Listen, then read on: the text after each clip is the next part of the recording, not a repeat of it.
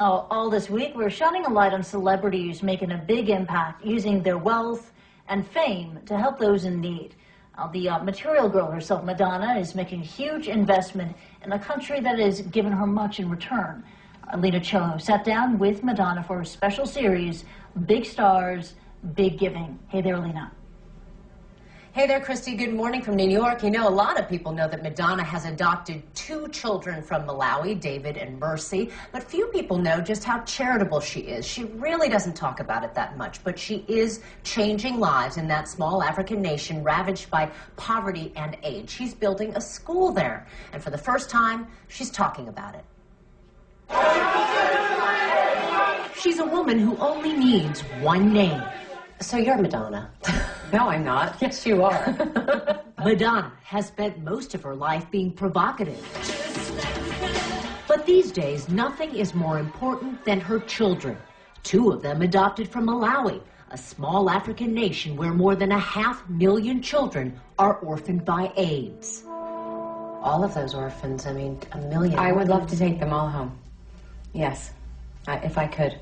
Because she can't, and because she's Madonna, she made a documentary about the country. People always ask me why I chose Malawi, and I tell them, I didn't. It chose me. She also founded the charity Raising Malawi to help the orphans she can't bring home. We found and met a lot of people who were sick and dying of HIV and with no medical help, and it just felt like a death camp, and it was astonishing. And so, on the other hand, though, everybody that I met was also incredibly brave. So it's a very confusing paradox. It's an interesting dichotomy because I know that Malawi is known as the warm heart of Africa. Yeah. As much suffering as there is there, there's a certain spirit to the people. Yeah, there is, because on the one hand, I went there and I thought, I have to help, I have to save these people. And then I thought, wait a minute, I think it's the other way around. I think they might be saving me. Why do you say that? Because they help you to get a sense of appreciation for life, for what you have. I mean, a new appreciation for life and a new sense of responsibility. Her latest project, breaking ground on a $15 million boarding school, the Raising Malawi Academy for Girls, slated to open in 2012. I never intended to go to Malawi and just sort of, dump a bunch of, aid on people and flee the country. It's always been about partnership. And she's putting her money where her mouth is. Every dollar donated to raisingmalawi.org, Madonna will match. So you just said, hey, match my $1. I'll keep going? Match my $100,000. Yes. Make that $300,000 and counting. My biggest asset as a human being is, I would say, my resiliency and my survival skills. I'm like a cockroach. Well, you can't get rid of it. But that's helpful in philanthropy. It is. Yeah. Right? It is. I mean, you have to be pretty tireless. Her tenacity was on display back in 2006, when many people, both in Malawi and around the world, accused her of using her celebrity and her money to buy an adoption. She won. David, now 4, calls Madonna Mom.